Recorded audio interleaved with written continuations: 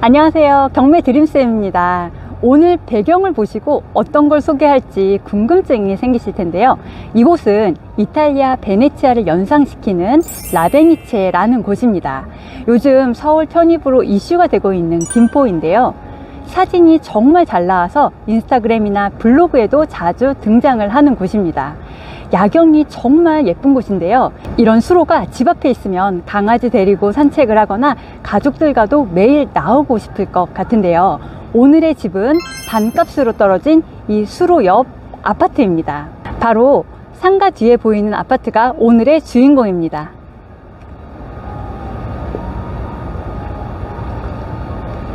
반값으로 떨어진 아파트 영상 끝까지 시청해 주시고요. 경매 교육을 원하시는 분이면 이 위에 있는 번호로 연락을 주시기 바랍니다. 요즘 매매 거래가 잘 안 된다는 기사가 자주 등장을 하고 있는데요. 이 단지는 그 기사와는 전혀 상관이 없습니다. 지금도 한 달에 2건에서 4건씩 거래가 활발하게 되고 있고요. 올해 매매 거래가 총 40건 가까이 됩니다.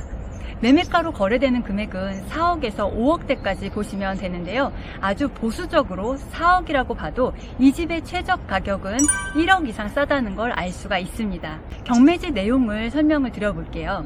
감정 가격은 6억이었고요. 2번 유찰이 돼서 2억 9,400만 원까지 떨어져서 12월 14일에 매각이 진행이 됩니다. 토지 정보에 미등기 감정 가격 포함이라는 용어가 있는데요. 이런 용어를 보시면 위험한 건가 라고 생각을 하실 수도 있지만 이 건은 그렇지가 않습니다. 감정평가서를 보면 토지 가격이 감정 가격에 포함이 되어 있어서 낙찰을 받을 때 토지에 대한 권리도 가지고 오는 것이죠. 2011년에 입주 당시에 토지에 대한 분양 대금도 완납이 되었다라고 하는 확인도 있어서 낙찰을 받고 등기만 진행을 하시면 되는 건입니다. 임차인 정보에는 전세권을 설정한 대부회사가 있는데요. 이 부분은 뒤에서 자세하게 설명을 드리겠습니다. 한번 집에 올라가 볼게요. 여기 엘리베이터가 보실게요.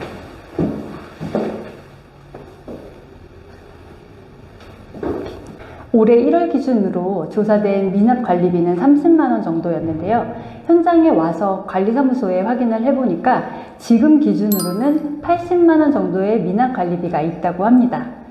특히 주인이 살고 있는 경우에는 관리비가 미납이 되는 경우들이 많이 있으니까요. 경매로 나온 아파트를 조사하시는 분들이라면 미납관리비가 있는지 반드시 체크를 하시기 바랍니다. 집값이 떨어질 것 같아서 집을 지금 사기가 무섭다고 느끼는 분 많으시죠? 이렇게 불확실성이 높을 땐 보통 관망을 하면서 투자를 멈추는 경우가 많이 있죠. 하지만 이때가 바닥이고 기회가 될 수도 있습니다. 작년 말 그리고 올해 초 역시 얼어붙은 심리로 가격이 많이 떨어졌었고요. 그때 싸게 사신 분들이 낮은 금액으로 잘 잡으셨습니다. 지금 다시 그 기회가 오고 있는데요.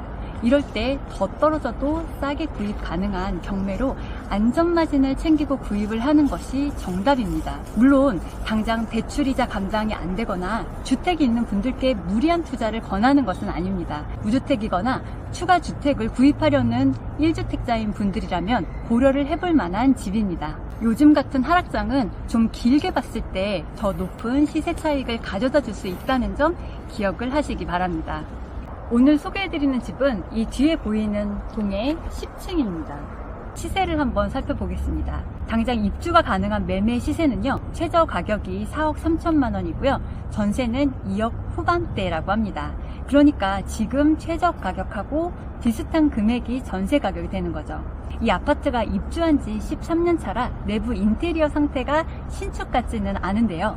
이 집의 주인이 입주 시기부터 계속 살고 있었기 때문에 수리가 된 곳은 아니라는 짐작을 할 수가 있겠죠. 상태에 따라 수리는 해야 되는데 매물 중 싸게 나온 곳들이 대부분 수리가 안 된 집이라고 보시면 됩니다. 주인이 전입해서 사는 곳인데 앞서 임차인의 대부회사가 있다고 말씀드렸죠.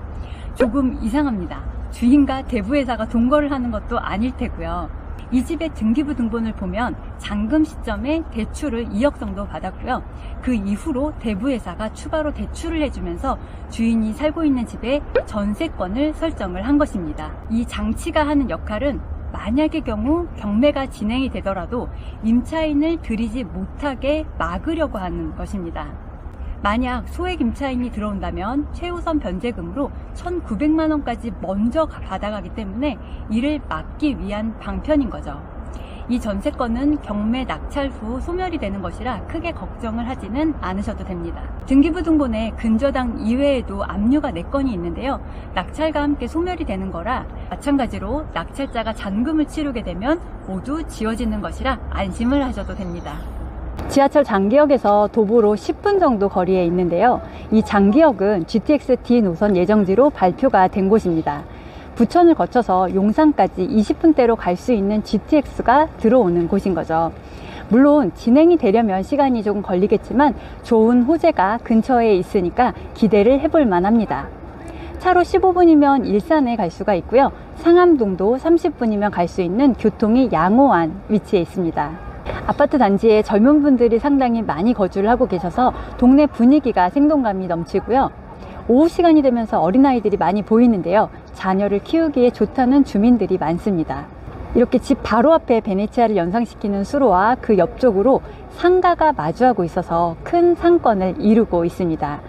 크고 작은 마트도 있고요. 식당, 카페, 꽃집 등 다양한 점포들이 있는데요. 여기가 또 저녁에는 예쁜 불빛으로 이 반짝이는 물과 함께 멋있는 야경을 선사합니다. 저도 여름 저녁에 놀러 온 적이 있었는데요. 이색적인 분위기를 보려는 분들이 날이 좋은 주말에 아주 많이 찾는 곳이라고 합니다. 살기 쾌적한 동네에 최저 가격 2억 후반대로 나온 33평 아파트를 소개해 드렸는데요. 시세가 떨어져도 안전하게 집을 사고 싶은 분이라면 매물이 쏟아지고 있는 경매에 관심을 가져보시기 바랍니다. 입찰 참여하실 분들은 시세조사 충분히 해보시고요. 경매 수업을 듣고 저희와 이런 물건의 입찰 상담을 하실 분들은 위에 있는 번호로 연락을 주시기 바랍니다. 그럼 다음에도 좋은 영상으로 인사를 드리겠습니다. 감사합니다. 이 아파트 3억대로만 받을 수 있다면은 상당히 메리트가 있을 것 같고요. 여기 와서 보니까 집 바로 앞에 아까 봤던 수로가 있어서 밥 먹으러 가거나 아니면은 차 한잔 하러 가기가 너무 좋을 것 같아요. 그리고 이 단지를 돌아보는데 조경이 가운데에 참 잘 되어 있어요. 좀 사람이 다니는 길보다도 오히려 조경이 훨씬 더 많은 범위를 차지한다고 생각이 드는데요. 아주 높은 소나무들도 있고 단지가 상당히 웅장해 보이고 포스가 느껴지는 곳입니다.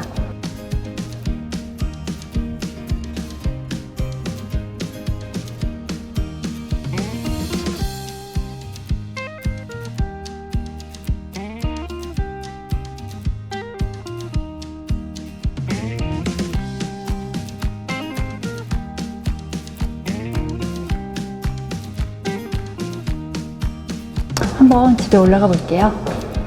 여기 엘리베이터가 한참 걸리는 것 같아요.